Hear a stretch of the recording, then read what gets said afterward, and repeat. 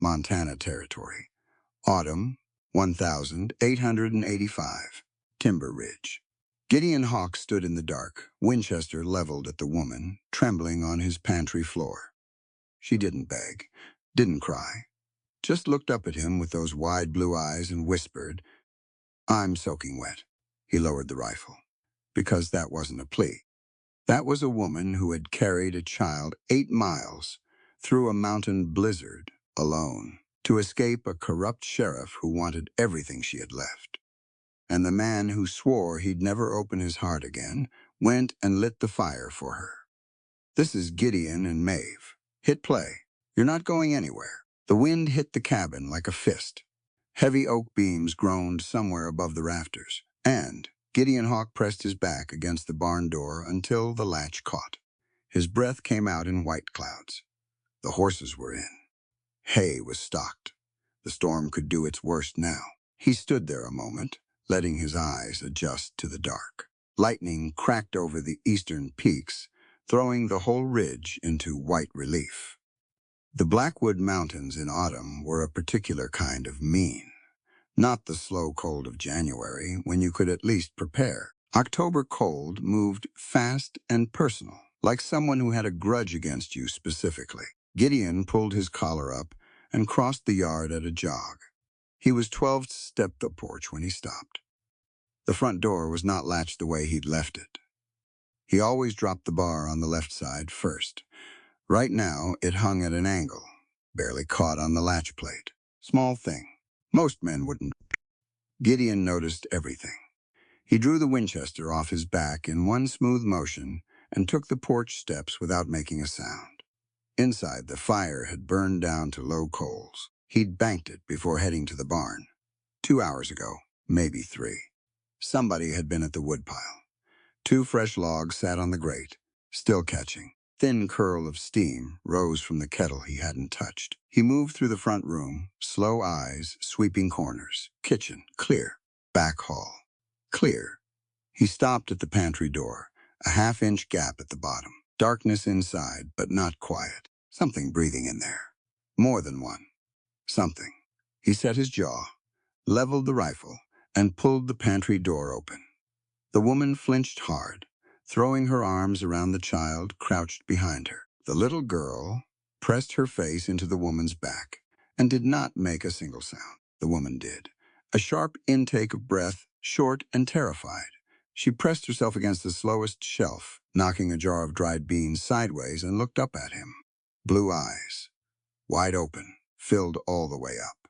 Her clothes were drenched, completely soaked through, every inch of the dark wool pressing flat against her body. Her hair was plastered to her face and neck in thick ropes.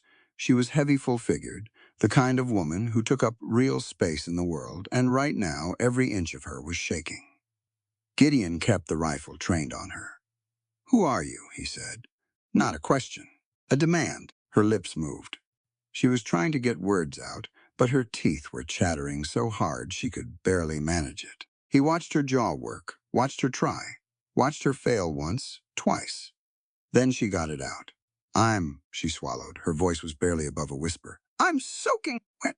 He stared at her. She wasn't being coy. She wasn't being dramatic. Her lips had gone pale, almost gray at the edges, and her fingers where they gripped. The child's sleeve had lost their color entirely. She was telling him the only true and urgent thing she could communicate right then, the plain fact of her situation. She was soaking wet. She was freezing. She was very close to dying on the floor of his pantry. Gideon lowered the rifle.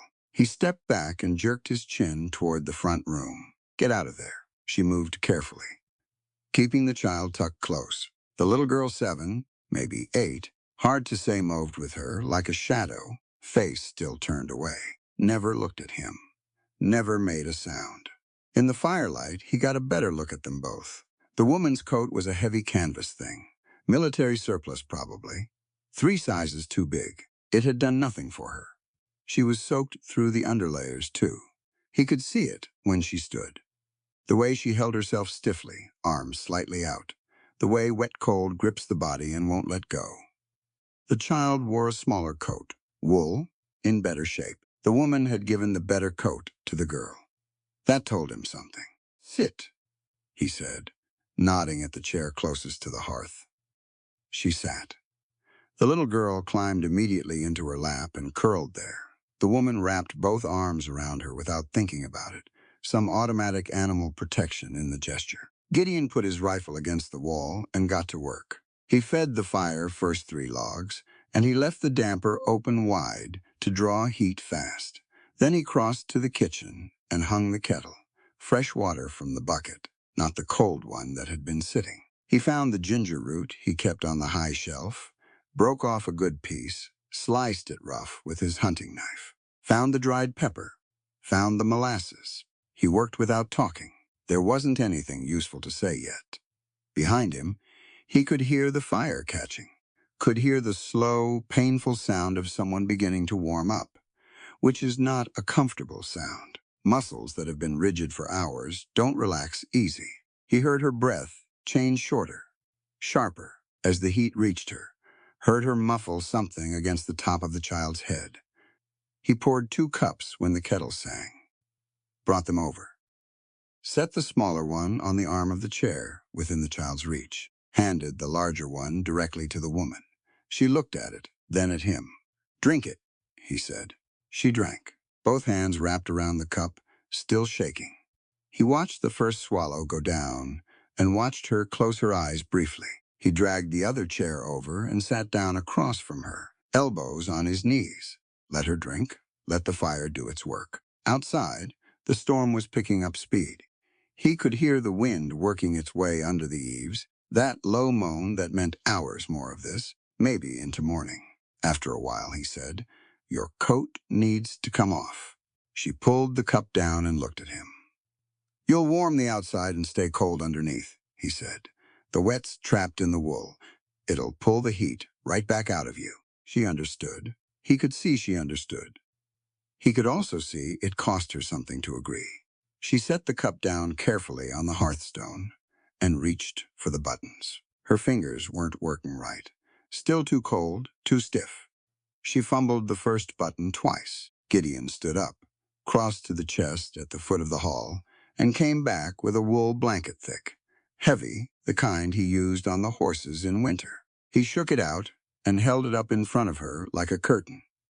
She got the coat off behind it, let it drop to the floor in a wet heap. He didn't look. He handed the blanket around the edge and turned away while she got herself sorted. When he turned back, she had it pulled around her shoulders, the child wrapped inside it with her, and some of the gray had left her lips. Not all of it, but some. He picked up the coat off the floor and hung it on the peg by the door. "Now," he said, settling back into the chair, "tell me who you are and what you're doing on my mountain." She took a breath, steadied herself. Her voice was still rough from the cold, but it was stronger than before. "Maeve Sterling," she said. "My father's land is down in the valley. Sterling Creek property," she paused. "I know who you are, Gideon Hawk. Everyone in the valley knows this ridge. Then you know, I live alone up here for a reason." "I do." She met his eyes directly, "and I wouldn't have come if I had any other choice." He looked at her for a long moment. At the blisters he could see along the edge of her palm, where the blanket had fallen open. At the mud caked into the seams of her boots-high mountain mud, the kind you only get above the tree line. At the little girl still pressed silently against her side, watching him now from under the blanket with enormous dark eyes. 8 miles.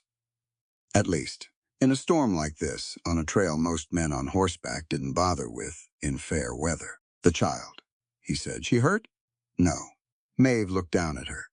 "She doesn't speak. She hasn't since." She stopped. "She's frightened. She'll settle." Gideon looked at the little girl. The little girl looked back at him with those grave, serious eyes. He'd seen eyes like that before. Seen them in men who'd come back from places they couldn't talk about either. He nodded once, slow like you would with a skittish horse. Not too much, not too fast.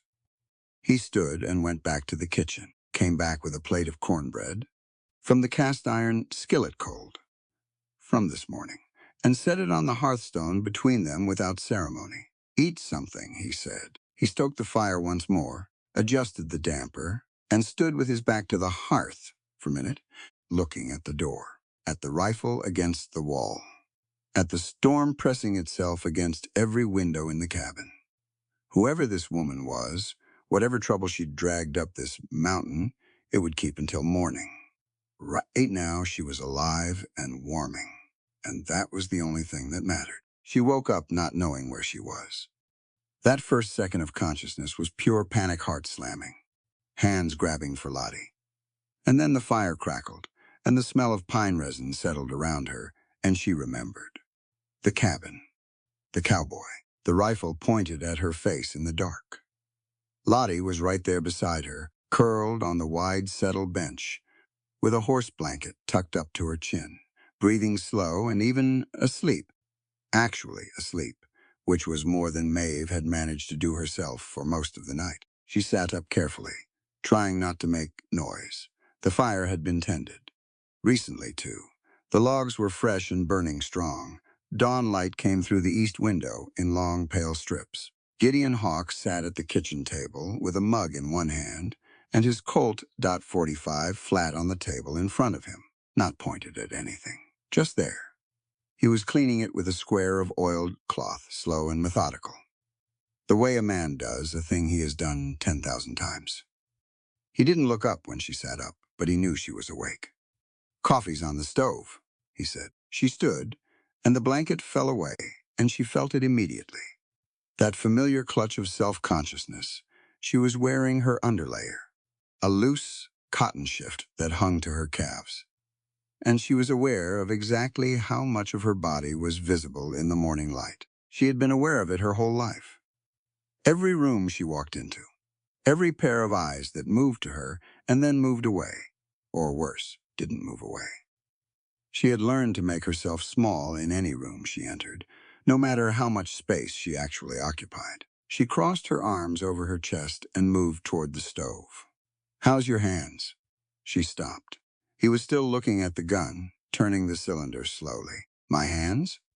You had blisters on your palms last night. Trail blisters. Bad ones."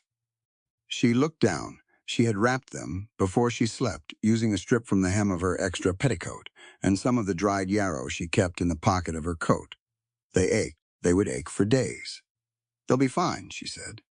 He made a sound that was not agreement and not argument. He set the pistol down and finally looked at her. His gaze was direct, not unkind, but not gentle either. Just steady, the way you look at something you are trying to accurately assess. 8 miles, he said, at least. Through the upper pass in that storm, he picked up his mug with a child. 7.5, she said. "I know the trail. Most men on this ridge won't take that trail on horseback in fair weather." "I wasn't on horseback." He looked at her for another moment. Then he nodded, like that confirmed something he'd already suspected, and turned back to his coffee. She poured her own cup and stood at the stove drinking it. The warmth spread down through her chest.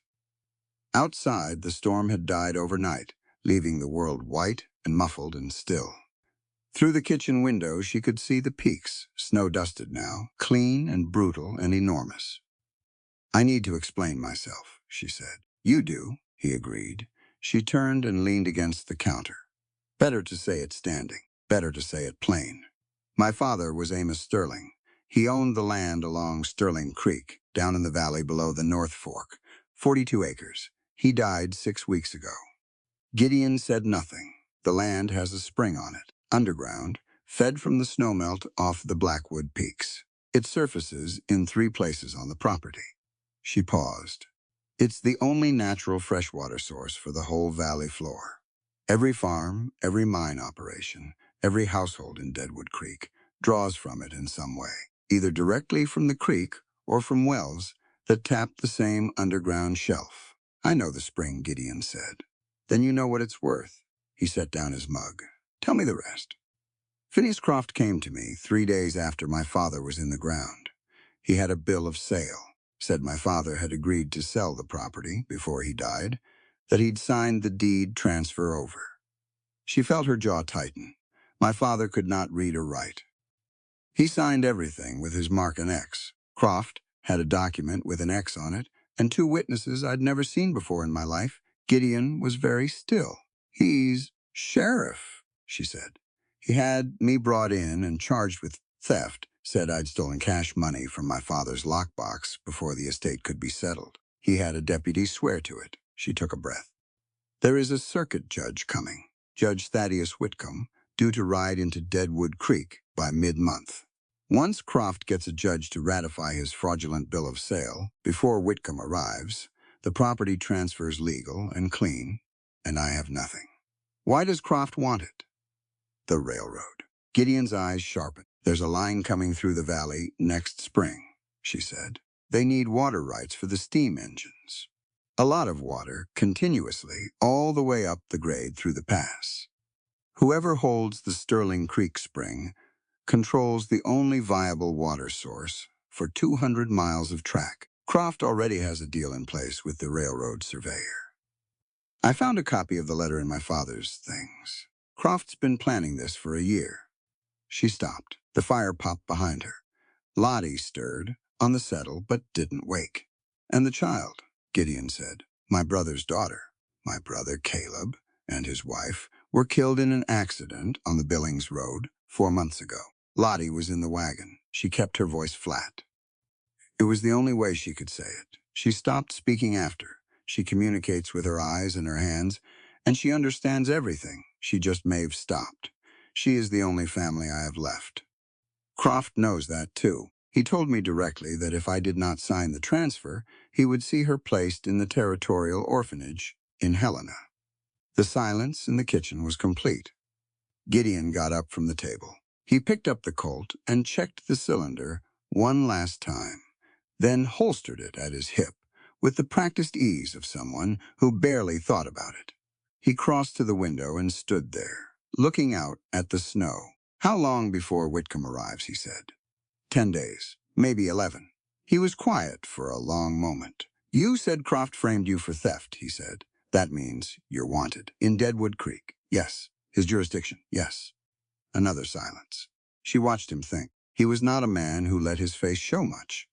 The angles of it were hard jaw, cheekbones, the long, straight line of his nose. His eyes, when he turned them on something, had a quality of total attention that was slightly unnerving. She had heard about Gideon Hawk in the valley. Everyone had. Lived alone on Timber Ridge since his family died. Wouldn't come down to town. Wouldn't accept visitors. She had always pictured someone half wild, unraveled by grief. The man in front of her was neither. He was contained almost rigidly, so, like something under a great deal of pressure that had long since learned to hold. He turned from the window. "You'll stay until the weather clears enough to ride," he said. "We'll figure the rest after that." She blinked. "I'm not asking you to involve yourself in my trouble. You came up my mountain. I came because I needed shelter.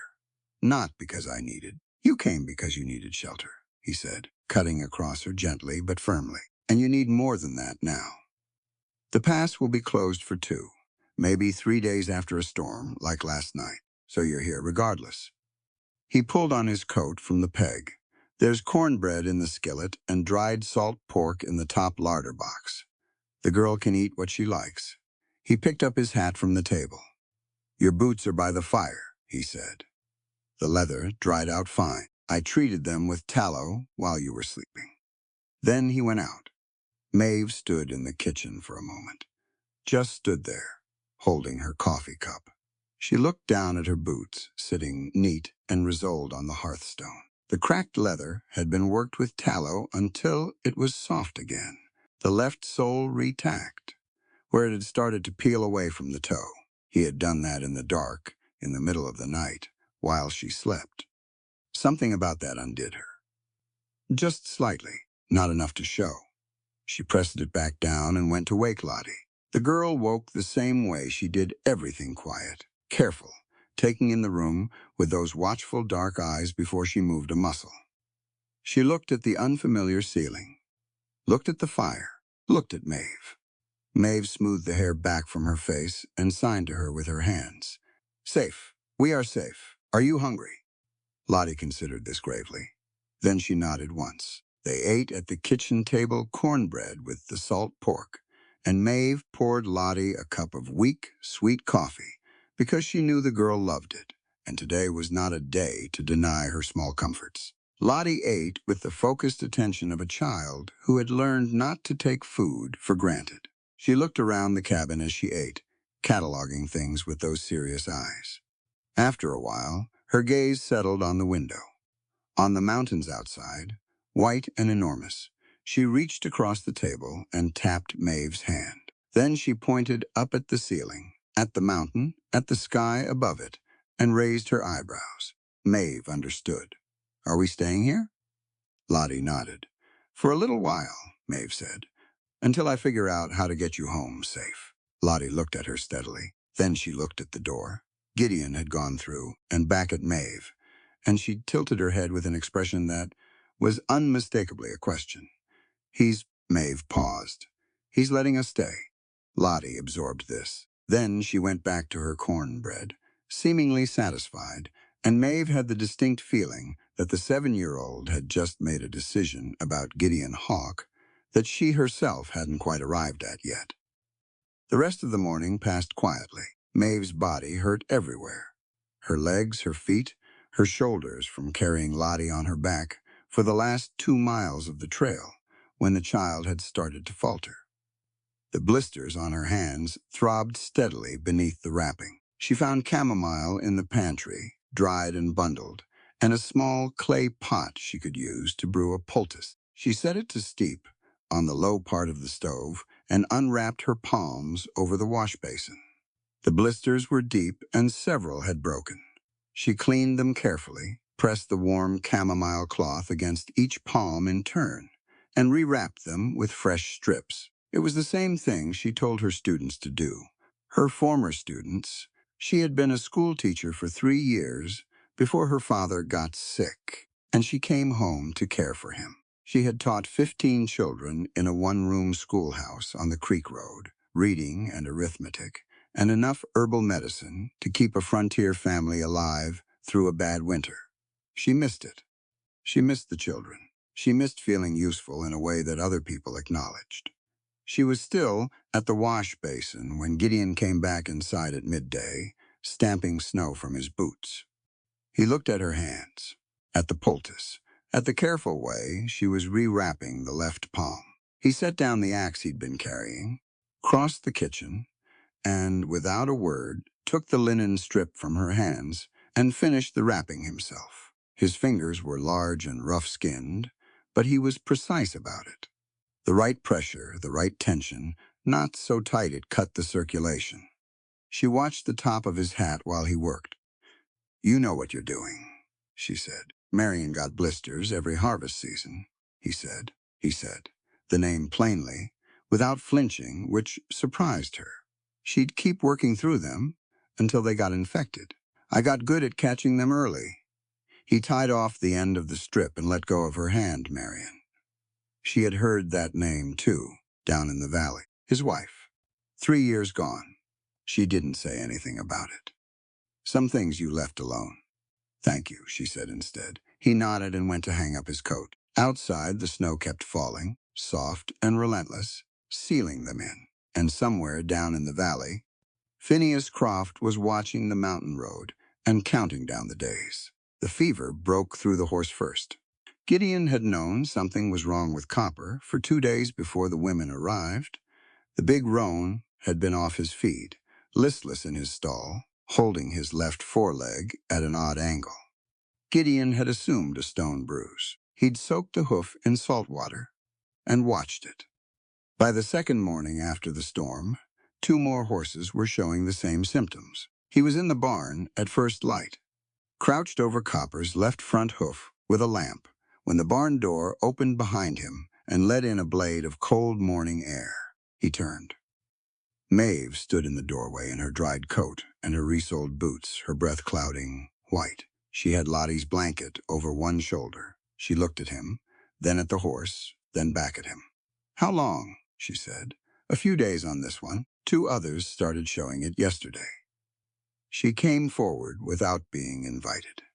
He moved back to give her room. and watched her crouch where he had been crouching, picking up the lamp and angling the light carefully. She lifted Copper's hoof, bracing it on her knee, and examined the frog of the hoof and the surrounding tissue with focused attention. "Hoof rot," she said. "That's what I thought. Not just the start of it either. He's well into it."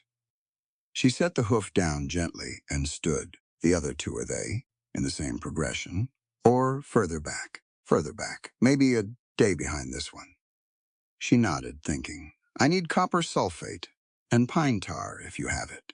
Raw garlic, calendula, if you've got dried flowers anywhere. Fresh would be better, but dried will do. And I need something to use as a wrapping, cotton, if possible." He looked at her. "You know hoof rot." "I know most things that kill livestock and people out here," she said simply. "My father kept horses, and I've been studying medicinal applications since I was 12. She brushed her hands together. "Do you have those things? Or do I need to find substitutes? I've got pine tar and copper sulfate in the tack room. The rest I'm not certain of. Show me your dried stores."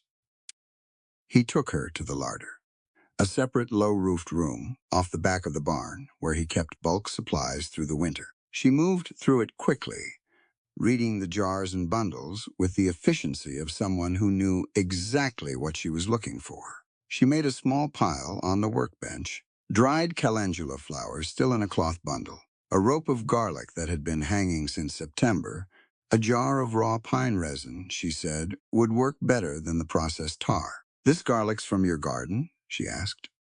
"My ranch hand grows it." "Barna? Good. Wild garlic has more of what we need, but this will do." She picked up the pine resin jar and held it to the light. "This is a good batch. Did you render it yourself?" "Barna did. He knows what he's doing." She set it back. "All right. I can clear this up. It'll take 3 treatments over 5 days, and you'll need to keep the affected hooves dry and packed. But they'll be fine." He studied her. "My ranch hands have been working on this for 2 days. They couldn't figure the cause. They're looking at it like a wound," she said. "It's an infection. Different problem, different solution." She picked up her supplies. "I'll start this morning." He followed her back into the barn and stood watching while she worked. She did not ask him to leave, and she did not perform for him either. She simply worked, talking to Copper in a low, steady voice while she cleaned the hoof and mixed the first poultice in a tin pail. The horse, who had been restless and irritable for 2 days, went still under her hands almost immediately. Around mid-morning, the barn door opened again, and Barna came in. Barnaby Finch was 63 years old, built like a fence post, and constitutionally suspicious of anything new. He stopped just inside the door and looked at Maeve crouched beside the roan's foreleg, then at Gideon, leaning against the opposite stall. "Who's this?" he said. "Maeve Sterling," Gideon said. "Amos Sterling's daughter. She's treating the horses." Barna looked at the horse, looked at the pail, looked at Maeve. "That's what we've been trying to do." "She knows what she's doing," Gideon said. Barna made the particular sound that meant he was reserving judgment and crossed to check on the hay rack. He watched from the corner of his eye. Maeve didn't acknowledge him or stop what she was doing. By noon, she had treated all 3 horses and wrapped the hooves in cotton packing. She had written out the follow-up instructions in clear, detailed terms on a scrap of paper from her coat pocket, pressing it into Barna's hand without ceremony and telling him exactly what to watch for and when to call her back. Barna looked at the paper. He could not read, but he would never admit it. He folded it and put it in his shirt pocket and said nothing. The second time he came through the barn, while she was finishing the last horse, he slowed down, watched more carefully. "Where'd you learn that?" he said gruffly. "Books, mostly," she said, "and trial and error." "Mostly books," he repeated, like this was both impressive and suspect. "And a Cheyenne woman on the East Fork of the Mussel Shell who knew more about plant medicine than anyone I ever met," she added. "She taught me for 2 summers." Barna had no response to that. He went out, but he didn't slam the door. Gideon helped her to her feet when she stood up from the last hoof. She was stiff from crouching, and she straightened carefully, pressing one hand to the small of her back. Her face went slightly pink. She was aware, he could see, of the fact that she had been down at that level for several hours, and that getting up was not as effortless for her as it might be for another person. He didn't react to it. He just offered his hand, matter-of-factly, the same as he would if Barna had been down there, that long. She took it and stood, the ranch hand's two young men brothers, from the valley named Cal and Pete Dunn had come in and out of the barn all morning. Gideon had noticed them look at Maeve. Not cruelly, not obviously, but in the way that people look at someone unexpected. Someone who doesn't fit the picture they had in their heads. He had also noticed that Maeve noticed it.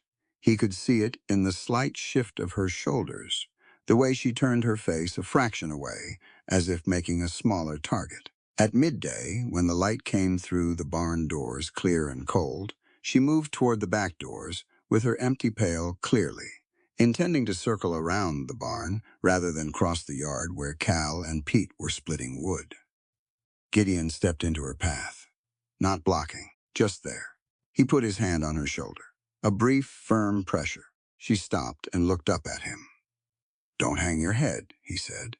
His voice was quiet, but it was not tentative. This body carried a child through a mountain gale that would have broken 3 town men. He held her gaze. "Your weight is strength, Maeve, not shame." The silence that followed was complete. He meant it.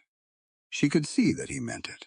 There was nothing behind it but the plain truth as he saw it, offered without embarrassment or performance. It was not a compliment designed to make her feel better. It was a statement of fact from a man who did not say things he didn't mean. Something cracked open in her chest. She had heard plenty of things said about her body. Over 25 years, she had heard them from strangers and from people who were supposed to love her. She had learned to swallow them and keep walking and not let her face change. She had learned to take up less space wherever she went, to make herself quieter and smaller and easier to overlook, because the alternative being seen, being looked at had always hurt more. No one had ever turned it around like that. No one had ever pointed at the body she had spent her whole life apologizing for and called it strong. She cried. She didn't mean to. She turned her face away fast and pressed the back of her wrist to her mouth, but it was already happening. Silent, quick, the tears just spilling over before she could stop them. She was mortified. She pressed harder against her mouth and focused on the middle distance and tried to get control of it. Gideon didn't speak.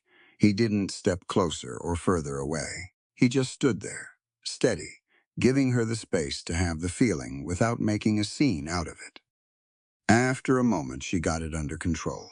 She wiped her face with her sleeve and cleared her throat. "I'm sorry," she said. "Don't be," he said. She looked at him. His expression had not changed particularly, but there was something in his eyes now, something careful and old and tired in the specific way that comes from carrying grief for a long time without putting it down. He understood something about being broken. That much was plain. She nodded once, picked up her pail, and walked out through the barned doors into the open yard, straight past where Cal and Pete were stacking wood, without turning her face away. Neither of them looked up from their work. The rest of the day was given over to ordinary things. Maeve made a second poultice batch in the afternoon and checked on the horses again at dusk, finding all 3 calmer, Copper already bearing more weight on the treated leg. She let herself feel satisfied about that. Inside the cabin, Lottie had discovered Gideon's shelf of old newspapers issues from Billings and Helena, years old, their edges brown, and had arranged them carefully on the floor by size, and was working through the illustrations with complete absorption. Gideon came in from the evening chores, saw her there, and without comment went to his chair and picked up his mending. The 3 of them sat in that room through the evening without much conversation, and it was not uncomfortable. A fire, lamplight. The wind outside gentled now to something that was almost ordinary. Lottie looked up once from her newspapers and studied Gideon for a long moment with those serious, weighing eyes. Then she went back to her reading. Maeve caught the look She also caught the way Gideon did not flinch from it, or try to win the child over with false cheerfulness. He just let her look. At bedtime, Maeve got Lottie settled on the settle bench with the horse blanket and sat beside her until the girl's breathing went slow and even. Then she sat there a while longer in the dark, listening to the mountain. Down in the valley, Croft was there. The railroad deal was there. 10 days, maybe 9 now. But up here for tonight, there was a fire and a warm room and a man who had looked at her and seen something other than what she had always been told she was. She would take that. She would take it and carry it. The same way she had carried everything else, carefully with both hands. Tomorrow could wait. They came up the ridge on the 4th day. 2 riders, moving slow, which meant they weren't lost and weren't hunting game. Men who move slow on someone else's land are usually looking for a specific thing. Gideon saw them from the barn roof where he'd gone up to clear the snow load before it collapsed the east side. He stayed flat and still, watching them pick their way up the switchback trail through the pines. Both wore sheriff's badges that caught the afternoon light. Both had rifles across their saddles. He came down off the roof quietly and went to find Barna. "Take Maeve and the girl into the tack room," he said. "Lock it from the inside. Don't come out until I come for you." Barna asked no questions. He'd worked for Gideon for 11 years. Gideon went back to the yard and stood in the open, arms loose at his sides, and waited. The 2 deputies rode in through the fence gap and pulled up maybe 30 feet from him. Both were young, mid-20s, the flush of men who had authority before they had sense. The one on the left had a tin star pinned to a coat that was too clean for real ranch work. The one on the right was bigger, and trying to look bored about it. "Gideon Hawk?" the left one said. "You know who I am?" Gideon said. "You rode 12 miles to find me. We're hunting a fugitive woman named Maeve Sterling, wanted for theft out of Deadwood Creek." The deputy reached into his coat and produced a folded paper. "Sheriff Croft has issued a warrant." "That's so. She's a big woman. Hard to miss." The right one allowed himself a small smirk. "Figured she'd leave tracks." Gideon looked at him. Held the look long enough that the smirk faded. "I haven't seen any woman," Gideon said. "I don't get visitors up here. You can ask anyone in the valley that mind, if we look around." "I do mind," Gideon said, pleasantly. "This is private land. You've got a warrant for a person, not a search of my property. You want to ride up here with the proper writ. You come back." The left deputy straightened. "We can get that writ. Then get it." Gideon pulled back his coat, just slightly. Not a threat, just an adjustment. But it let both of them see the Colt 0.45 clearly. "I'll be here." Neither deputy moved for a moment. They were calculating. He could see it weighing what Croft would want against what this particular yard might actually do if pushed. They made the right calculation. "We'll be back," the left one said. "I'll put coffee on," Gideon said. They turned their horses and rode back down the switchback the way they came. Gideon watched until the tree line swallowed them. Then he stood there another full minute, listening to the mountain. When he was certain, he went to the tack room and knocked twice. The lock turned. Barna pulled the door open and came out first. Maeve came behind him. Lottie pressed to her side. Maeve looked at his face, reading it. "They're gone," he said. "They'll come back with more men," she said. "They will." He walked past her toward the cabin. "Come inside." He went to the window and stood there for a while, watching the trail below. Barna went out to finish the chores without being asked. Lottie settled quietly on the floor near the fire with a piece of smooth wood Gideon had given her the day before, tracing patterns in the grain with her fingernail. Gideon moved away from the window and picked up his rifle to check the load. "You didn't have to do that," Maeve said from across the room. "I know. They'll report back to Croft. He'll know you're involved now. He suspected it already." Gideon set the rifle back against the wall. "Man like Croft, when someone runs, he thinks about where they'd go. He'd have gotten to me eventually." She was quiet for a moment. "He won't stop at 2 deputies next time." "I know that, too." He turned and she was looking at him with that direct, unguarded look she had sometimes. The one she seemed unaware of because it had no performance in it. Just thought, plain on her face. "Why are you doing this?" she said. He didn't answer immediately. He crossed to the table and sat down, and she remained standing by the window, the afternoon light coming in at a low angle across the side of her face.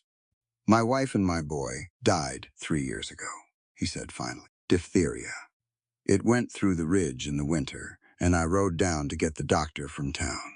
He looked at his hands on the table. "They quarantined the road.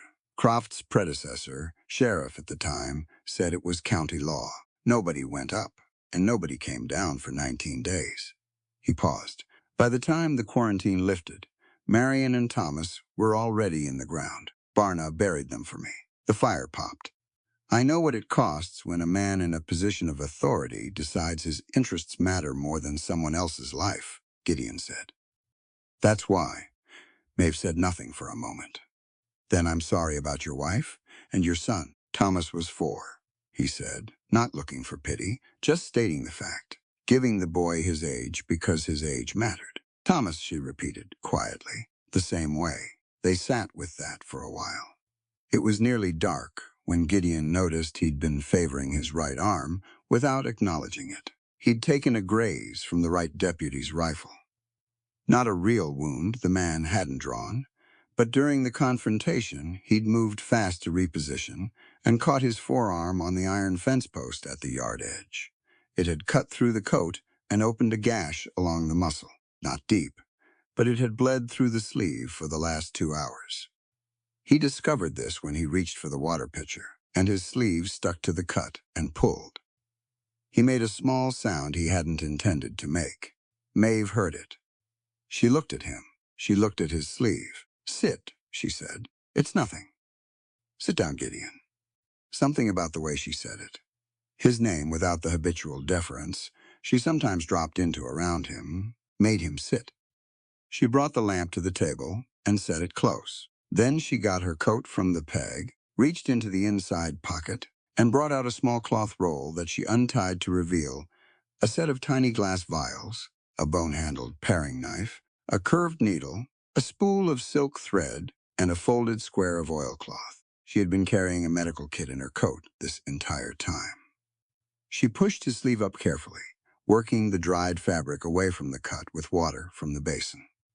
Her hands were warm, and they moved without hesitation. The cut was about 3 inches along the outside of his forearm. Clean enough, but open. "This needs to be stitched," she said. "Just bind it. If I bind it without stitching, it'll open every time you use your arm." She uncorked one of the vials. He caught the sharp scent of alcohol and calendula. "I've done this before. Hold still." He held still. She cleaned the wound first. Methodical, no wasted movement. Then she threaded the needle with silk thinner than he would have expected, finer, and she worked by the lamplight with a steadiness that he found himself watching. The cabin had gone fully dark outside the windows. Lottie was asleep on the settle. The fire had burned down to steady coals. The only light in the room was the lamp between them, and it was close enough that he could see everything. Her face concentrated, and still, the small furrow between her brows, her lower lip pressed slightly inward. Her hand rested on his forearm while she worked, warm, unhurried. He was aware of how close she was. She had leaned in to get the angle right on the stitching, and her shoulder was a few inches from his, and her hair had come slightly loose on one side of her face. He became aware of his own breathing. She was not aware of him watching her, or if she was managing it. She tied off the last stitch and set the needle down and started applying the salve from the smallest vial, using 2 fingers, working it gently along the length of the closed wound. It was the salve that did it, the slow, deliberate pressure of her fingertips. Something shifted in the air between them, incremental, like a weather change you feel, before you can name it. He did not move. She did not move. But she had stopped working, and she became aware, he could see it, of exactly how close they were. Her hand rested still on his arm. She looked up. They were close enough that he could see the firelight reflected in her eyes, blue and deep and suddenly very present. Her breath was audible. His was too. Neither of them spoke. He looked at her, and she looked back at him, and there was nothing neutral in it. Not nothing. An entire conversation in the silence, none of it casual. Then she blinked and looked down and began wrapping the linen bandage around his arm with careful hands. "Keep it dry for 2 days," she said. Her voice was slightly lower than usual. "All right," he said. His was too. She tied off the bandage and stood up from the table, putting a foot space between them, busying herself with packing up the medical roll. He watched her hands move over the small vials, corking each one and setting it in its place. She did not look at him again right away. He did not press it, but the air in the room had changed, and they both knew it, and neither of them had any particular defense against what was plainly beginning between them, whether they were prepared for it or not. The blizzard rolled in without warning on the 6th night. Not the slow build of a regular snowstorm. This one came off the northern peaks like a wall, dropping temperature 15 degrees in an hour and burying the yard under 6 inches before midnight. Gideon woke to the sound of it and lay still in the dark listening, and his stomach dropped. A storm like this on the mountain meant the pass would be sealed for days. It also meant that anyone who wanted to move before it fully settled would have to move now, in the first hours while there was still a track to follow. He was up and dressed when he heard them. Horses, multiple horses, moving fast despite the snow, coming up the main trail from the valley. He got to the window in 3 strides. Below the tree line, through the curtain of driving snow, he could see torches, 6 of them, maybe 8. Moving in a cluster, spread wide, not riding together, but fanning out, which meant they knew the layout of the property, and they were trying to cut off exit routes. "Barna," he shouted it toward the bunkhouse as he pulled on his coat and grabbed the rifle. Lottie woke with a start on the settle. Maeve was already up. She'd heard the horses before Gideon shouted, he realized. She was at the window in her underlayer, her face tight. "Get to the back bedroom," he said. "Take the girl. Bar the door with the iron bracket. It's on the wall to the right of the frame. Don't open it for anyone but me. Gideon, go." She went. She grabbed Lottie off the settle in one motion, and Gideon saw the child grip her arms without sound. No crying, no protest, and they disappeared down the hall. He went out the front door into the blizzard. The cold hit him like something physical. Driving sleep mixed with the snow, nearly horizontal. He pressed against the cabin wall and moved toward the yard edge, watching the torches. They were at the lower barn now. He heard them before he saw the flames, the low crackle that builds before it roars. They'd gotten to the lower barn with fire. He moved into the yard. He could see 2 shapes near the barn doors, and he put the rifle to his shoulder. The shot came from the left. He didn't hear it, just felt the impact. A hammer blow to his right shoulder that spun him sideways and dropped him to one knee in the snow. He did not go down. He stayed on his knee and got the rifle up with his left arm and put 2 rounds toward the muzzle flash. He heard someone shout, then more shots from multiple directions. He made it to the woodpile and got behind it. His right shoulder was wrong, completely wrong. No strength in it. His coat already going wet and dark over the joint. He could still move the arm, but every movement sent fire through his chest. He stayed behind the woodpile and picked off targets by their own torchlight. 2 men went down in the snow. 3 more pulled back toward the tree line. The barn was fully burning now. He could feel the heat from 40 feet. The voice came from the tree line, amplified by the wind, somehow enormous in the storm. Gideon Hawk, Phineas Croft. He recognized the voice smooth and hard at once, a particular kind of cruelty that likes to hear itself. "Hand over that fat woman and the water deed before sunrise, or I'll burn this cabin to ash with all of you inside." The words carried across the yard, clear as anything hanging in the cold air. Gideon pushed up from behind the woodpile. He got to his feet. He took 2 steps toward the tree line. The world went sideways. He tried to correct and couldn't. His legs folded. He went down on his left side in the snow, rifle under him, And he tried to get up again, and his body said no. A long, flat, total no. His vision was going at the edges, going dark, and the snow was on his face, and the fire from the barn was orange against the black sky above him. He heard the cabin door.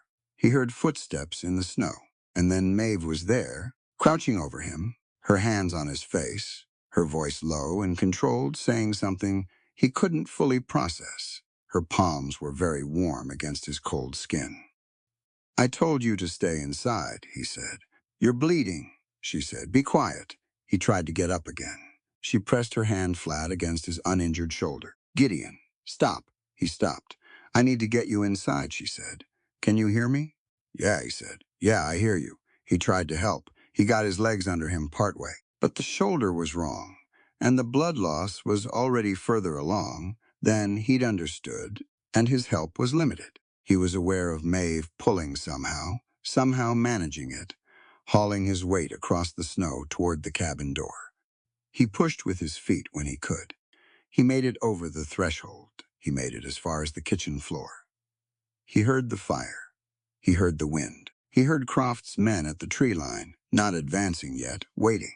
He heard Lottie somewhere in the back of the cabin, and he heard nothing from her, no sound, the same silence she always kept, but he knew she was there.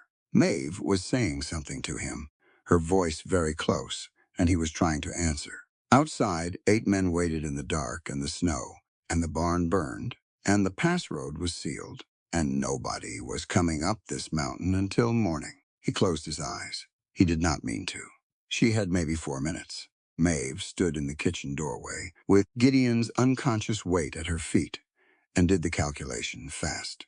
She could hear them at the tree line voices, the shift of horses in the snow, someone barking an order. They hadn't advanced yet. The dark and the storm and the 2 men Gideon had dropped were making them cautious. But cautious only lasts so long. She looked at Gideon, then at the kitchen floor, then at the bearskin rug in front of the hearth. She dragged it over with both hands, the thing heavy and stiff, and got it flat beside him. Rolling him onto it was harder. He was 220 pounds of dead weight, and her shoulders screamed with the effort. And twice she had to stop and breathe and start again. She got him onto it, finally, on his back, his head lolling to one side. She grabbed the edge of the rug and pulled. The bearskin slid across the floorboards better than she'd hoped. She pulled in short bursts, moving backward, angling toward the kitchen corner, where the storm cellar trapdoor sat flush with the floor. She'd found it on her second day in the cabin, had noted it the way she noted everything. Automatically, the habit of a woman who had learned to always know where the exits were. She got Gideon to the trapdoor, got it open. The ladder below was narrow and steep. Getting him down was the problem she hadn't solved yet. She worked it out the only way available. Rope from the peg by the back door, looped under his arms and around his chest, her bracing at the top of the ladder with the rope around her own back. She lowered him by increments, controlling the descent with her body weight, her boots wedged against the ladder frame. The rope burned through her palms. The blisters she'd been healing tore open again. She didn't stop. He hit the cellar floor with a thud she felt through the rope. She went down the ladder after him, pulled him back from the base, and then went back up for Lottie. The girl was in the back hallway, where Maeve had left her, pressed against the wall with her knees to her chest. She looked up when Maeve appeared. "Down the ladder," Maeve told her, pointing. "No time to sign it properly. Now, Lottie, right now." Lottie moved. She was fast and quiet, and she went down that ladder without hesitation, which told Maeve something about how much the child had already learned about surviving bad moments without making noise. Maeve went back up one more time. She could hear them at the door now. Not knocking, the kind of sound a boot makes against a latch. She went to the fireplace. She had spent 4 days in this cabin studying the larder. She knew every jar on every shelf. She knew the dried cayenne barna kept in a clay pot on the kitchen shelf. A full season's harvest from the garden, enough to fill 3 jars. She knew the bundle of dried herbs in the back of the pantry, that she had identified on her first morning, and quietly moved to the kitchen windowsill where she could reach it fast. Hemlock, dried, not fresh, not lethal in smoke form, but the compounds it released when burned, were enough to cause rapid eye and respiratory irritation, dizziness, and the urgent, overpowering need to be somewhere else. She grabbed the cayenne pot and the hemlock bundle and the long iron fire poker. The latch gave on the front door. She heard it go. She turned and hurled the entire clay pot of dried cayenne directly into the roaring fireplace. Then she laid the hemlock bundle on the grate, on top of the hottest coals, pressing it down with the poker. She was at the cellar ladder when the first man came through the kitchen doorway. The effect wasn't instant. It built cayenne compounds, volatilizing in the heat. The acrid bite of it, hitting the air in waves, the hemlock adding its own sharp chemical edge underneath. The fireplace roared and pushed it out into the room in pulses with every draft from the open door. She heard coughing, then swearing, then more coughing. She went down the ladder and pulled the trap door shut above her. In the cellar, the air was cold and close and dark. She had brought the lamp down earlier. She found Lottie in the corner by Feel, pulled her close, and sat still. Above them, the sounds from the cabin changed fast. Men gagging, voices going panicked and ragged, the crash of something being knocked over. Boots moving fast toward the door they had come in through. No longer the purposeful movement of men with a plan, but the scrambling retreat of men who couldn't breathe and couldn't see. Then the door again. Then quiet, except for the storm. She let out a breath. She gave it 5 full minutes, counted them by the lamp flame. Then she turned to Gideon. He was on his back on the cellar floor, the rope still looped under his arms. His right shoulder was soaked through. She got his coat off, which was difficult and grim, and his flannel shirt beneath, and then she had the wound clear in the lamplight. The bullet was still in there. She sat with that fact for exactly 1 moment. Then she opened her medical roll. She had the bone-handled paring knife, which she'd run through the alcohol already. She had a thin metal probe, a modified sewing stiletto she'd repurposed years ago. She had the silk thread and the curved needle. She had calendula tincture, yarrow powder, and a packet of dried plantain leaf that she'd soaked to a poultice while she was still upstairs, thinking ahead. She needed both hands steady and a clear view. She angled the lamp. "I need you to wake up," she said. He didn't. She put her fingers against his throat. Pulse present, strong enough. He'd lost blood, but not catastrophically. The bullet had gone into the upper shoulder, not the chest she'd established that when she rolled him. The entry wound was compact, and the damage appeared contained to muscle, and possibly the top of the scapula, not the lung, not the vessels that would have killed him in minutes. Gideon. She pressed her palm flat against his sternum. "I need you conscious." Even a little, he made. A sound. Not a word, but something good, she said. "Stay there." She worked the probe in, first carefully, mapping the depth and angle of the wound by feel. Her hands did not shake. She had removed a bullet once before from a miner on the East Fork who'd had an accident with a misfire, and she had read the surgical texts in her father's medical almanac until she could recite them. Knowledge is only useful if you've done the work of actually acquiring it before the moment you need it.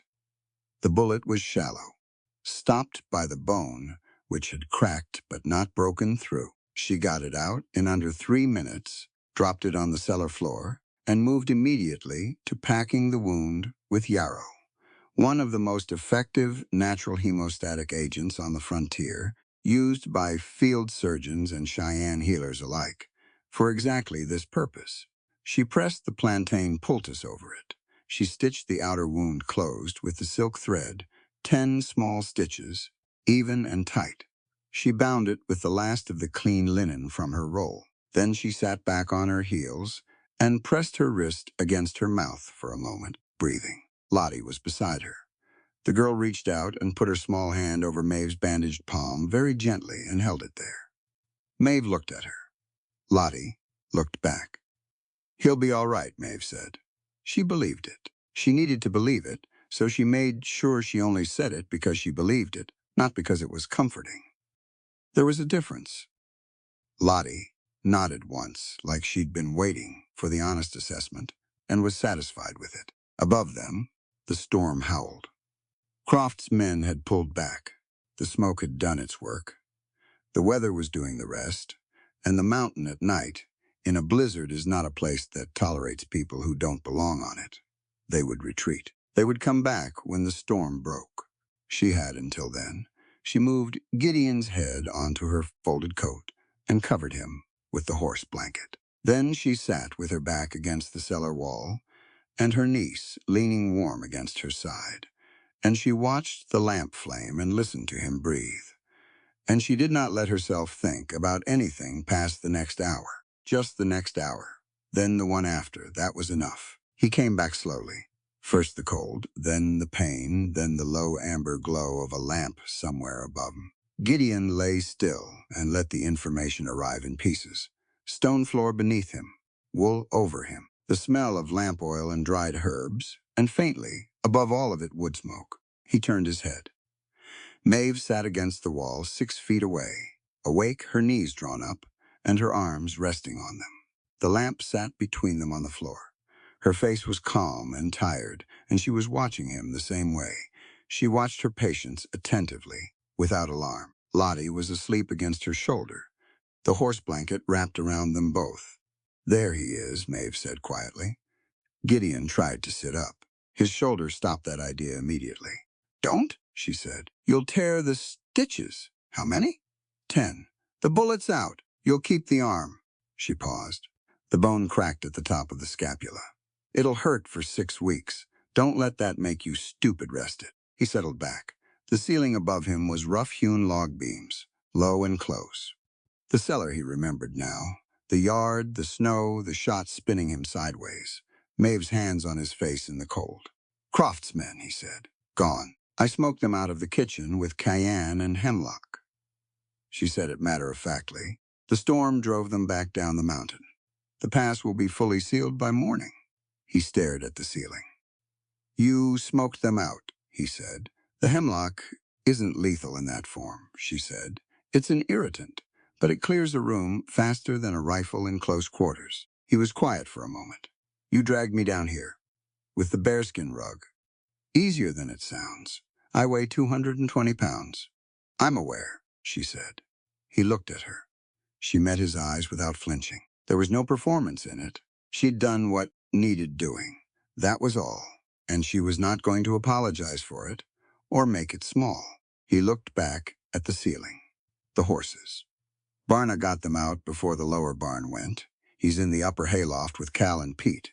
I left the cellar to check on them once the men cleared. They're all right." "You went back out."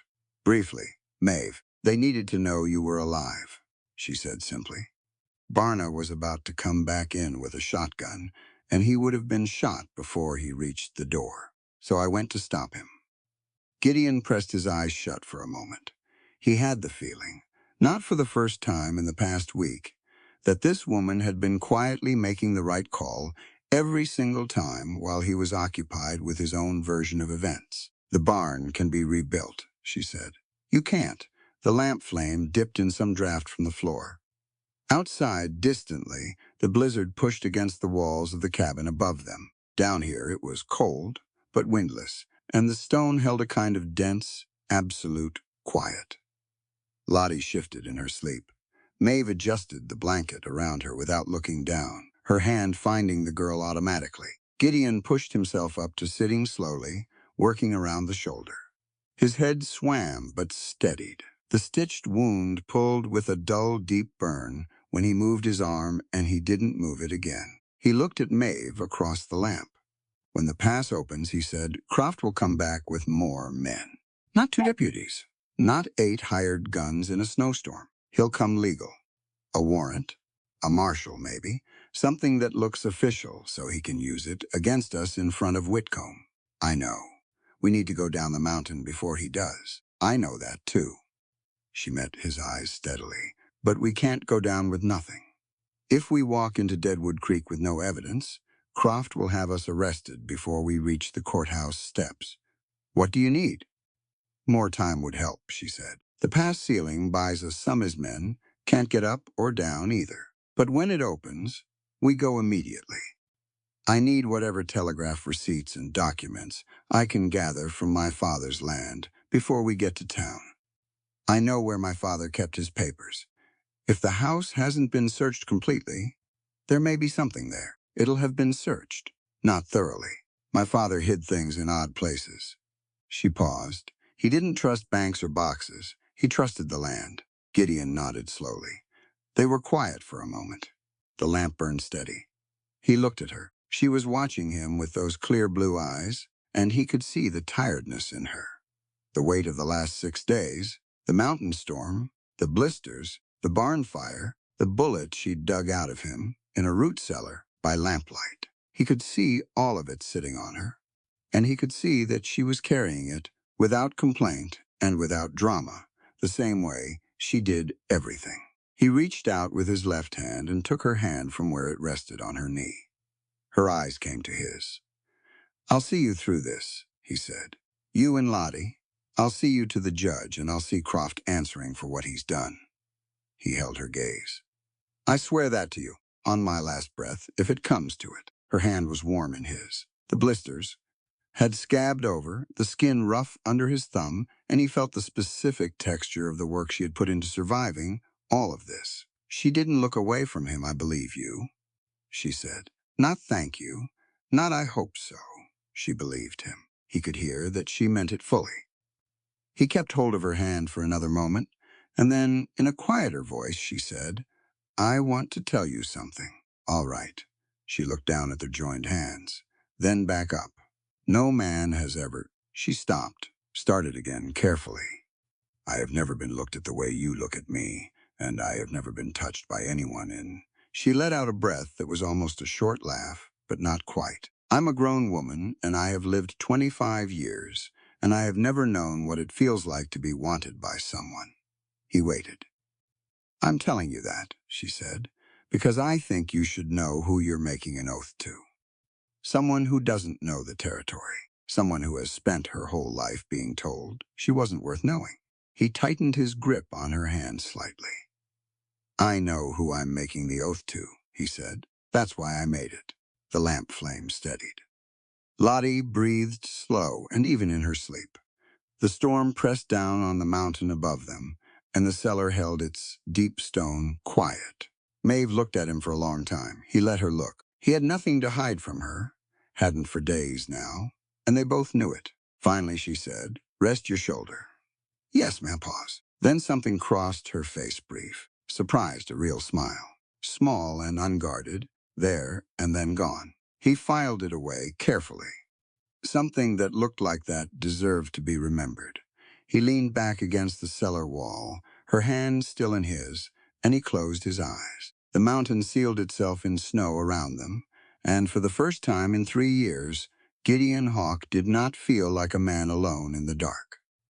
The pass opened on the 3rd day after the blizzard. Gideon knew it before anyone else did. He had a feel for the mountain's moods the way some men read weather in their bones. By mid-morning, the temperature had lifted just enough, the snowpack settling from dangerous to passable, and he stood at the cabin door looking down the switchback trail and said, today. Maeve was ready. She had been ready since the night before. They rode down in the early afternoon. 2 horses, Lottie wrapped in front of Maeve in a wool blanket with only her eyes showing. Barna rode behind them with a shotgun across his saddle and his hat pulled low. He had not been asked to come. He came anyway.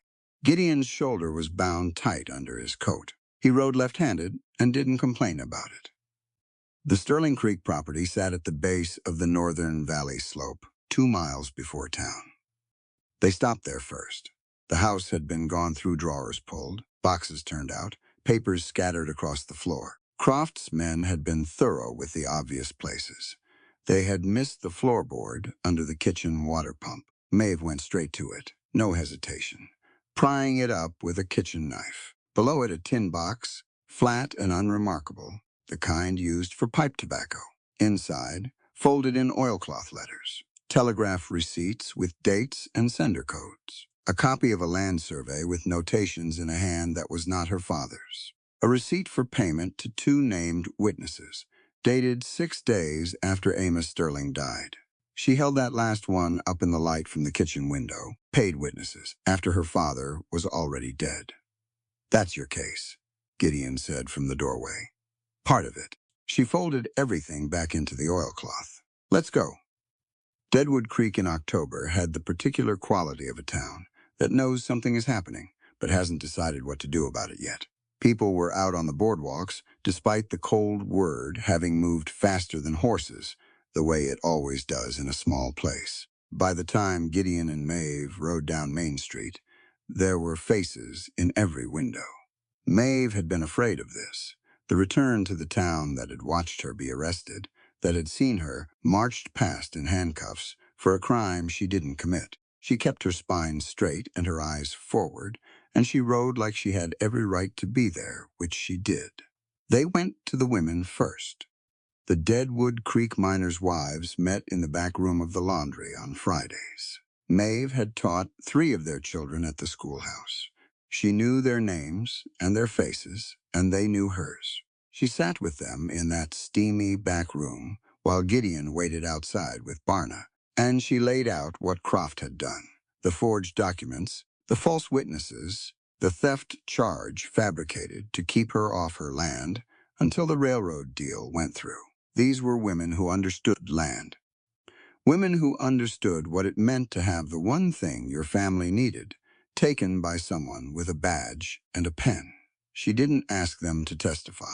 She asked them if they knew of anyone else Croft had done this to. 3 of them spoke immediately.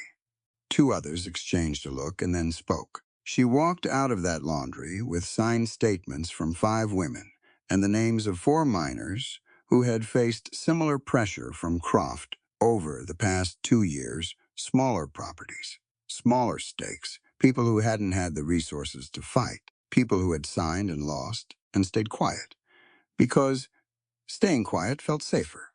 By evening, she had 2 of the miners as well. She was coming out of the hardware store where one of the miners had met her when Croft found her. He came out of the saloon across the street with 3 men behind him, and he crossed to the middle of the road and stopped there.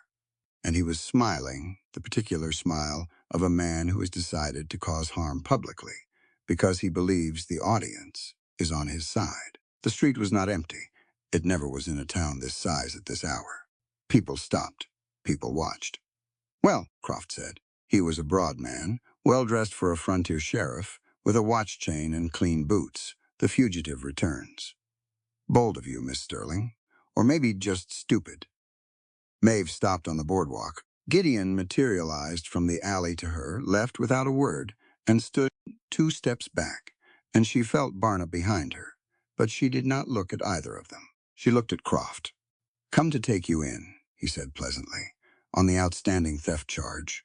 And now we can add evading custody and interfering with a lawful investigation." He looked her up and down slowly. The smile widened. "You've been living on that mountain long enough you forgot what a courthouse looks like? Come on down, sweetheart. Let's get you sorted." Assuming the horse could manage the extra weight, someone on the boardwalk made a sound. Laughter from one of his men. Maeve stepped down off the boardwalk into the street. She walked up to Croft and she stopped 6 feet from him. Close enough that he had to look at her directly. Close enough that there was no distance between them to hide in. She made herself tall, and she kept her voice clear, and she let it carry to every person on that street. "You can mock my body, Sheriff Croft," she said, "but you can't mask the rot in your soul. Your cruelty is the only grotesque thing in this valley." Complete silence. She reached into her coat and produced the oilcloth packet. "I have a receipt for payment to your 2 witnesses, dated 6 days after my father was dead. I have telegraph records showing communication between you and the railroad surveyor, going back 14 months, and I have signed statements from 5 women and 2 miners in this town describing the same pattern of forged documentation and false charges you used against me." She let him see the packet. Judge Whitcomb arrives tomorrow. Every piece of this goes to him at first light. Croft's smile was gone. You're going to want to keep those hands where people can see them, Gideon said quietly from behind her. His voice was easy, unhurried. Town's watching. Croft looked past her at Gideon. Something moved through his face calculation. Anger. The specific frustration of a man who picked his targets carefully and had badly miscalculated this one. He looked back at Maeve. You'll regret this, he said. I already regret a great many things, she said. None of them are this. She turned and walked back to the boardwalk. Gideon fell into step beside her. She could feel the tension running through him, the coiled readiness of a man who had kept his hand away from his gun by a conscious act of will and would maintain it as long as she kept walking. She kept walking. Behind them, Croft said nothing else. They spent the night at the home of Clara Yount, one of the miners' wives, who offered her front bedroom to Maeve and Lottie, without being asked, and fed Gideon and Barna at her kitchen table, with beans and biscuits and strong coffee, and an air of total practicality. Lottie sat at that table and ate 2 biscuits and watched Clara Yount with her serious eyes, and at some point during the meal, leaned very slightly against the woman's arm. Clara didn't make a fuss about it. She just passed the butter. Maeve lay awake in Clara's front bedroom that night, with Lottie warm beside her, looking at the ceiling. Tomorrow was the judge. Tomorrow was everything. She pressed her hand flat against her sternum and breathed slow and even until she finally slept. Judge Thaddeus Whitcomb arrived at 7 in the morning on a gray horse and a gray mood. He was 60 years old, built like a barrel, and had eyes so pale they were almost colorless. The eyes of a man who had heard 10,000 lies and stopped being surprised by any of them. He rode into Deadwood Creek without ceremony, handed his horse to the livery boy, and went directly to the schoolhouse, which served as the territory's circuit court. By 8 o'clock, the room was packed. Maeve sat at the table on the right, with her oilcloth packet in front of her. Gideon sat behind her with Barna. Lottie sat beside Gideon, with her hands folded in her lap, watching the judge with the same calibrated attention she brought to everything. Croft sat at the left table, with a lawyer brought up from Billings Expensive, polished, clearly paid for by railroad money. Whitcomb looked at the room over the top of his spectacles. I've read the preliminary filings, he said. I'll hear the evidence. Keep it factual and keep it brief. I have 4 more towns on this circuit, and I intend to sleep in a real bed by Friday. Croft's lawyer went first. He was smooth and organized, presenting the bill of sale and the witness statements with the confidence of a man who had won on paper before he walked in. Whitcomb read everything. He read slowly, and he did not react. Then Maeve stood up. She presented the payment receipt first, laid it on the judge's table, explained the date, explained what it meant.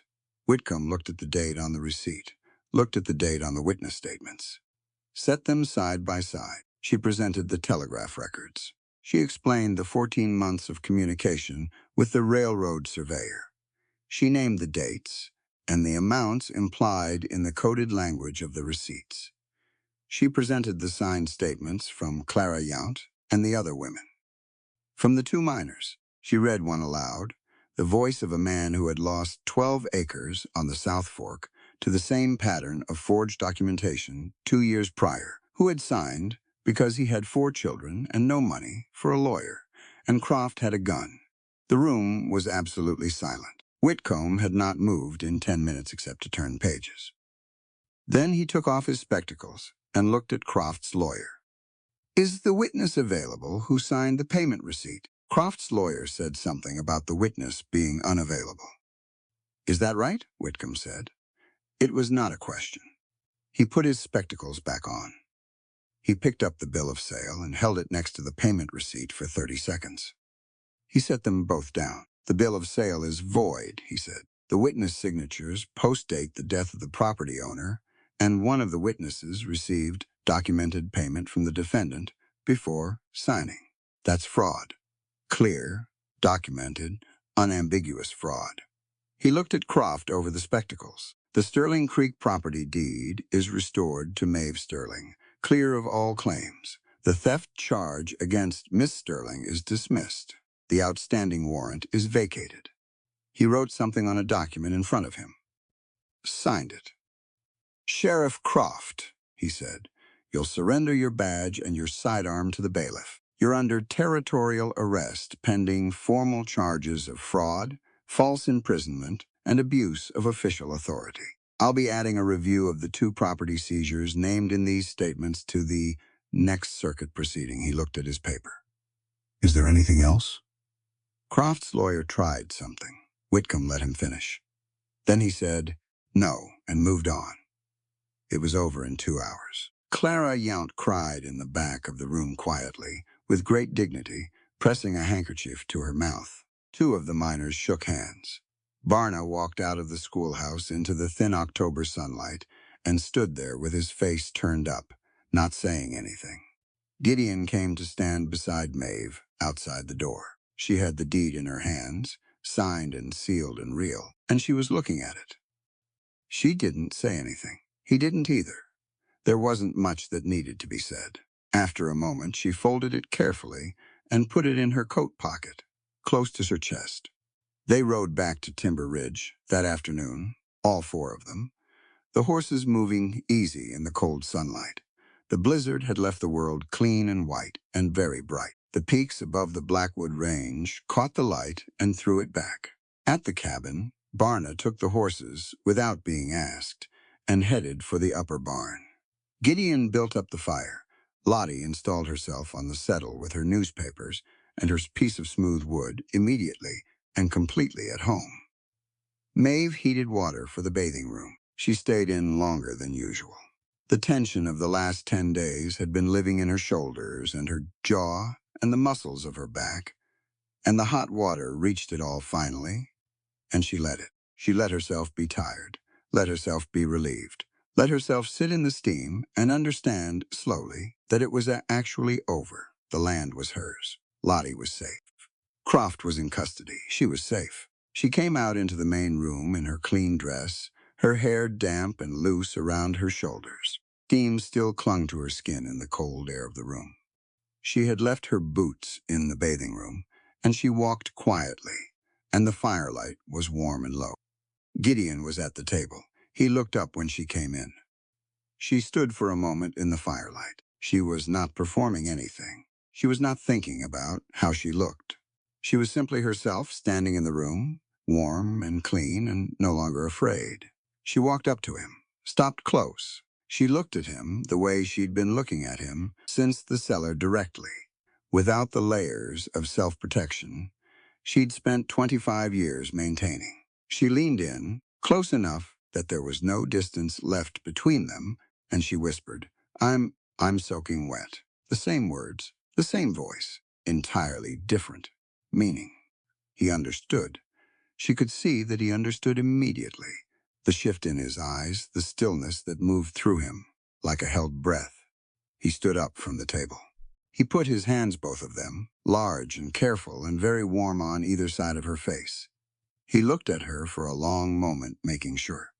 She met his eyes and let him look. Then he kissed her, not careful, not tentative. He kissed her the way a man does when he has been patient for longer than patience should require and is done being patient now. And she kissed him back the same way, her hands finding the front of his shirt. He pulled back just enough to say, Lottie. Barna took her to help with the horses, Maeve said. I asked him to. He looked at her. A slow, real smile crossed his face. She had never seen him fully smile before. It changed his whole face. Planned ahead, he said. I usually do. He wrapped his arms around her fully then, his hands moving with a reverence that undid her completely. Not rushing, not hurried, taking his time. He held her like she was the thing he had been looking for, without knowing he was looking, and she felt every year of being told.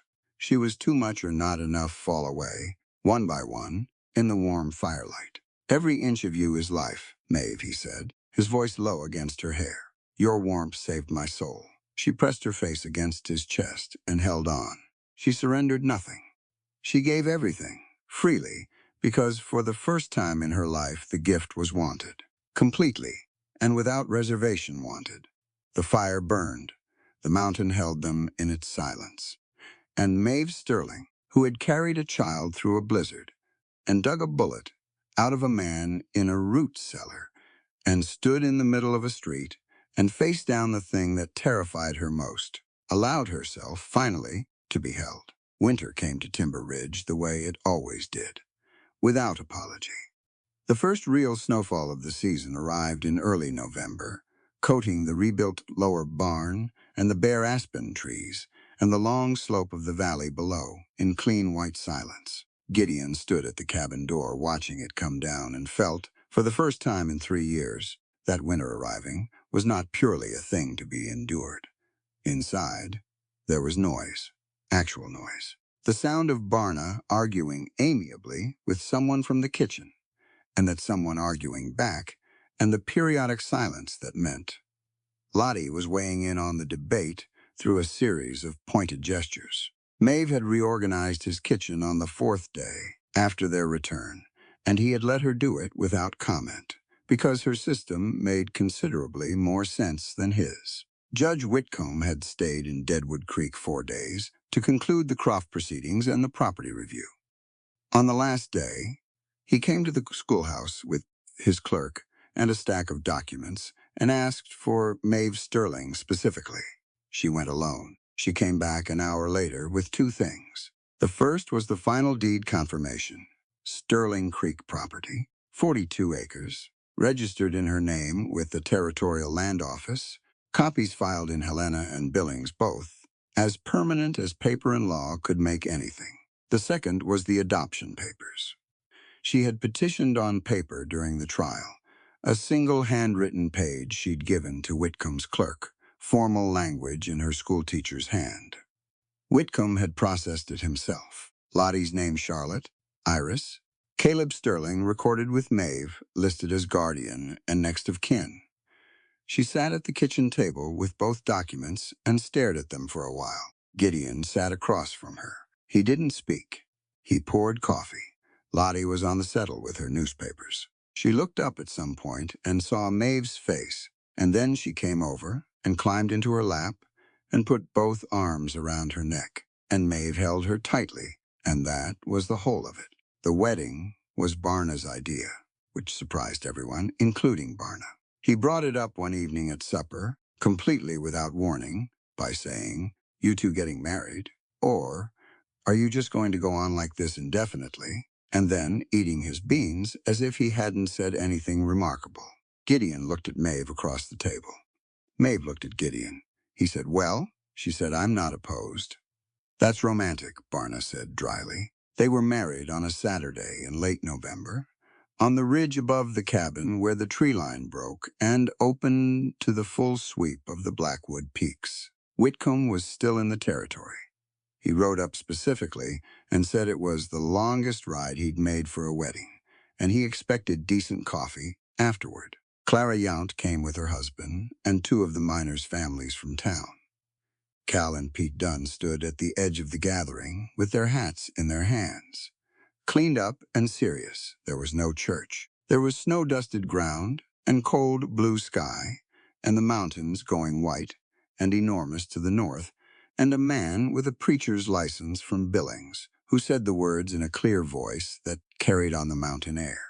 Gideon wore his good shirt and his hat and his spurs, because he was who he was. Maeve wore a dress Clara Yount had helped her alter dark blue wool, well-made, fitted to her properly for the first time in her life, because Clara had insisted on taking the measurements herself and doing it right. She looked at Gideon when the preacher said the words, and Gideon looked at her, and there was nothing performed or complicated in either of their faces. Just 2 people who had come through something hard together and had decided, plainly and without fanfare, to keep going in the same direction.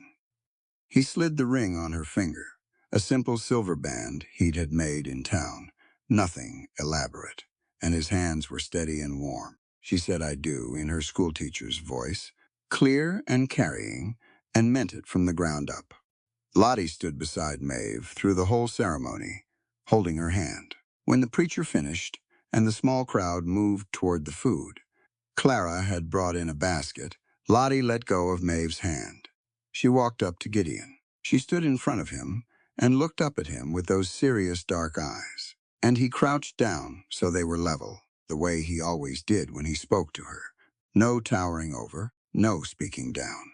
He just met her where she was. She looked at him for a long moment. Her mouth moved, and then, for the first time in 4 months, Lottie made a sound. Daddy, barely above a whisper. Rough with disuse, one word. Precise and deliberate, chosen carefully out of all the words she had stored up in her silence. Gideon's face did something complicated. He stayed very still for a moment. Then he put his arms around her, and she buried her face against his shoulder.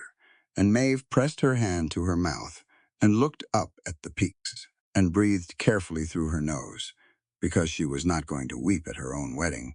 And Barna turned and walked away several paces and appeared to be examining the tree line for no particular reason. Clara Yount wept openly and was unashamed about it. After that, they ate. They drank coffee and Clara's preserved apple cake, and the miners talked too loudly, and Barna got into an argument with the preacher about something that had nothing to do with theology. The children ran between the adults' legs, and Lottie moved among them, still silent, but present, her eyes alert, one hand still loosely inside Gideon's when he wasn't needed elsewhere. In the late afternoon, when the guests had started the long ride back down the valley, Gideon and Maeve stood at the ridge edge alone.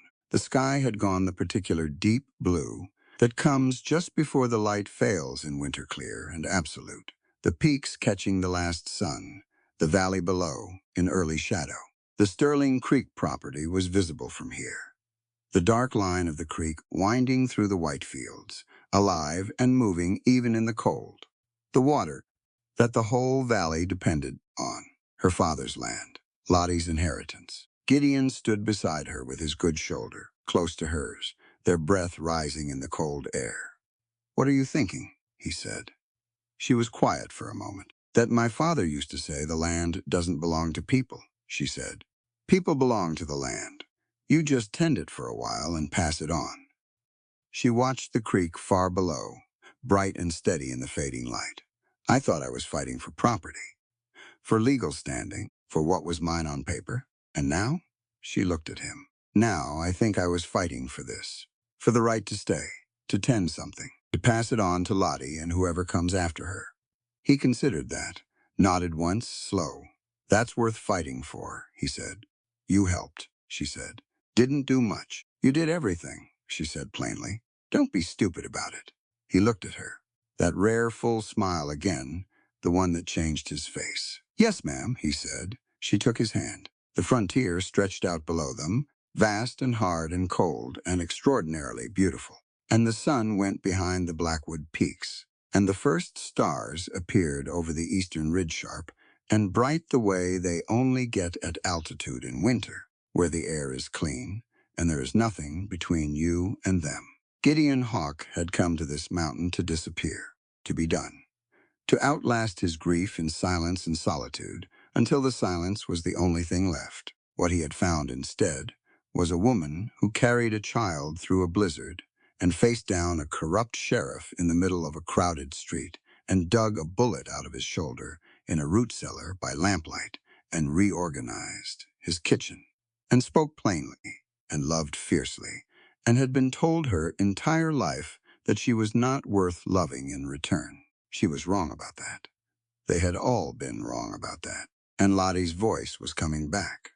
One word chosen on a cold ridge at a small wedding with no church and good coffee. One word, but it would not be the last. Some things broken can be repaired. Some things lost can be found again in different form, changed but present, the essential thing intact. The frontier was not kind.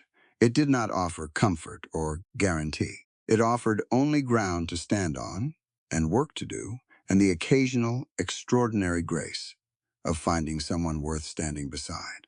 That was enough. On this mountain, in this life, it was more than enough. The stars came out one by one over the Blackwood Range, cold and permanent and very bright, and Gideon and Maeve stood together on Timber Ridge and watched them arrive. There's something this story keeps coming back to, and I want to sit with it for a moment before we go. Maeve Sterling didn't win because someone rescued her. She won because she refused to stay hidden. She walked into that mountain storm with a child on her back and blisters tearing open on her palms, and she kept walking. She diagnosed a disease 3 ranch hands couldn't figure out. She dragged a 220-pound man across a cabin floor and lowered him into a cellar with nothing but rope and her own body weight. She dug a bullet out of his shoulder by lamplight and then sat up all night making sure he kept breathing. And when Phineas Croft stood in the middle of Main Street and tried to use her body as a weapon against her, she walked straight up to him and spoke clearly enough for the whole town to hear. That is not a woman who waited to be saved. That is a woman who saved everyone around her while carrying her own grief in both hands. And Gideon, a man so wrecked by loss that he moved to a mountain to finish out his days in silence. He didn't fall in love because Maeve was convenient or because loneliness wore him down. He fell in love because she was competent and honest, and she never once pretended to be smaller than she was even when the world had spent 25 years pressuring her to do exactly that. He saw her clearly, and what he saw made him want to be present again. That's the thing about this story that I think matters most. It's not really about romance, though the romance is real and it's earned. It's about what happens when two people who have been told by grief, by cruelty, by circumstance that they don't deserve to take up space, finally decide to take it up anyway. Together, Maeve was told her whole life that her body was something to apologize for, that her size made her less, that she should be grateful for whatever small portion of regard anyone was willing to offer. And she internalized that the way most of us internalize the worst things people say about us when we're too young or too tired to fight back. But here is what the frontier knew that the town forgot. What keeps you alive out there is not how you look.